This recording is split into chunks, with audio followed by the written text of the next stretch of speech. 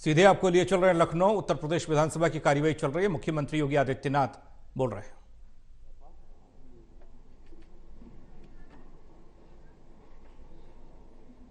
सत्ता पक्ष और विपक्ष के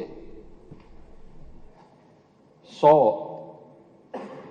से अधिक माननीय सदस्यों ने इस पूरी चर्चा में भाग लेने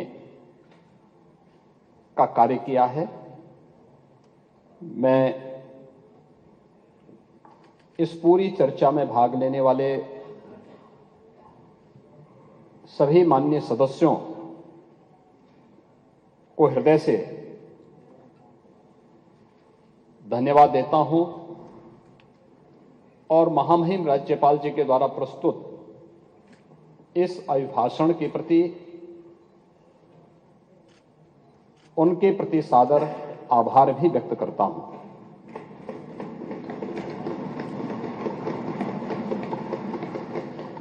महोदय, नेता प्रतिपक्ष के पूरे भाषण के दौरान मैं सदन पे मौजूद था।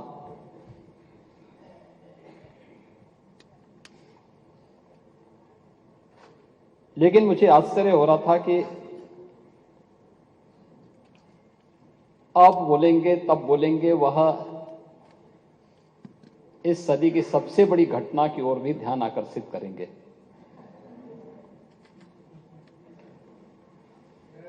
लेकिन वे केवल ध्यान ही भटकाते रहे और जैसा कि अब तक होता रहा है, अब तक की परिपाटी उनकी रही है कि तथ्यों और तर्कों से नहीं बल्कि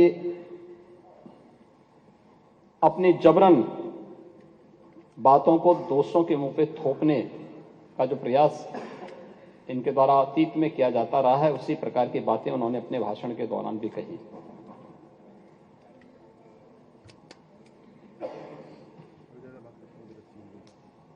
महर्षि वेदव्यास जी ने एक बात कही थी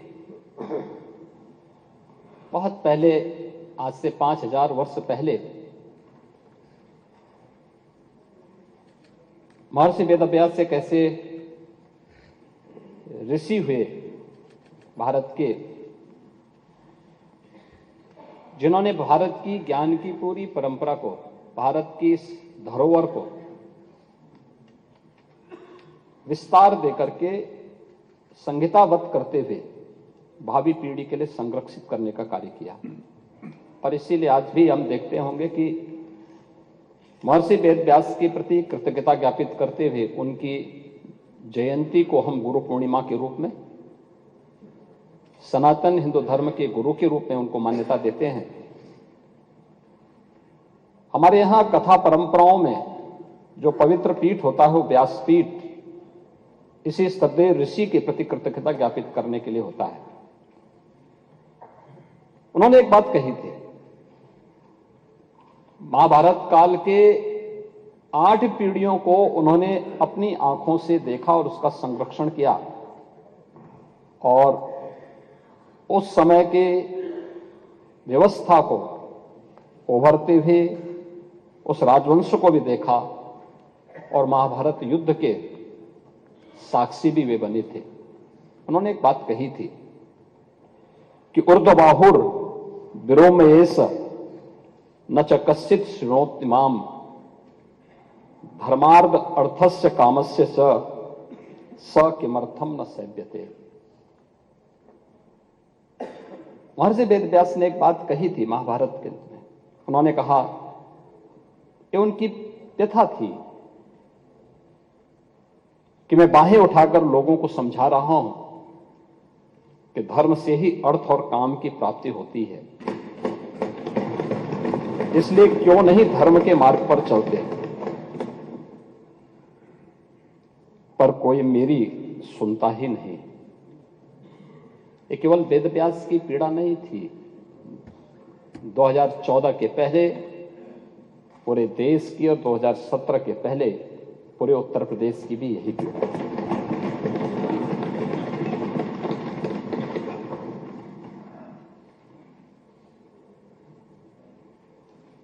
2017 के पहले उत्तर प्रदेश को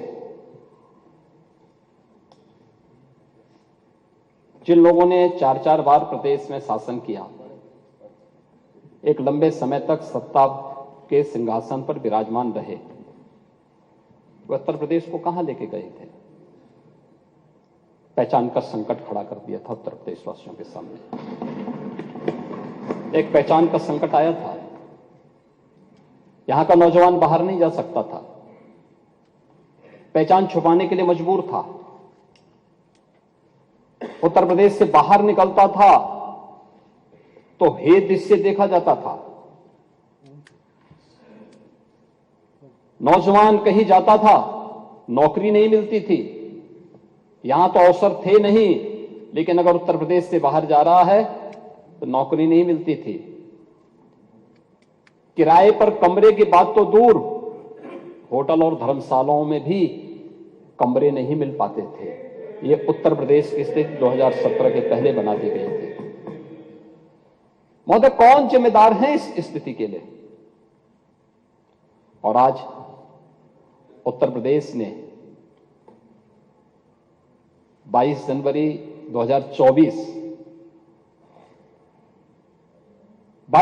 2024 की घटना को भी देखा है। पूरा देश अभिभूत था।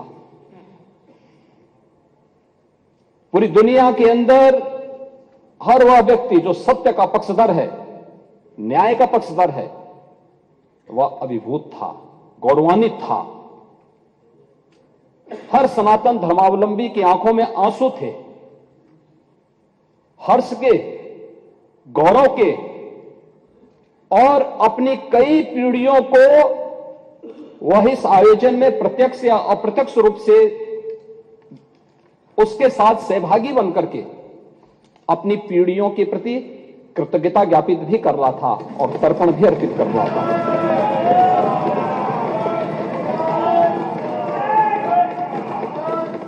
यह मेरा सौभाग्य है कि उस आयोजन में मैं प्रत्यक्ष रूप से था। वहां के वातावरण को मैं समझ सकता था। 25 करोड़ की उत्तर प्रदेश की आबादी और 140 करोड़ का हमारा देश, कमोवेश हर प्रदेश का प्रतिनिधित्व था, नेतृत्व वर्ग था। आदरणीय प्रधानमंत्री जी की उपस्थिति थी, पूज्य संतों की, आचार्यों की और समाज के हर तबके की उपस्थिति वहां पर मौजूद थी। अद्भुत वातावरण था, ऊर्जा से भरपूर था। और यही उत्तर प्रदेश, जैसे उत्तर प्रदेश के नौजवानों को देख करके उत्तर प्रदेश के नागरिकों के बारे में टिप्पणी होती थी, आज उस उत्तर प्रदेश जहां कोई आना नहीं चाहता था, आज देश और दुनिया का हर व्यक्ति उत्तर प्रदेश आने के लिए तैयार बैठा। ये घटनाएं कैसे परिवर्तित करती हैं? और इसीलिए जब मैं इस सदन में मिला, पहले दिन जिस दिन दलीय नेताओं की बैठक थी, तो हर सदस्य के चेहरे पर एक आत्मसंतोष का भाव था। हो सकता है पार्टियां के अपने भेद हो सकते हैं, लेकिन मन में एक संतोष था कि जो हुआ है अयोध्या में अच्छा हुआ है।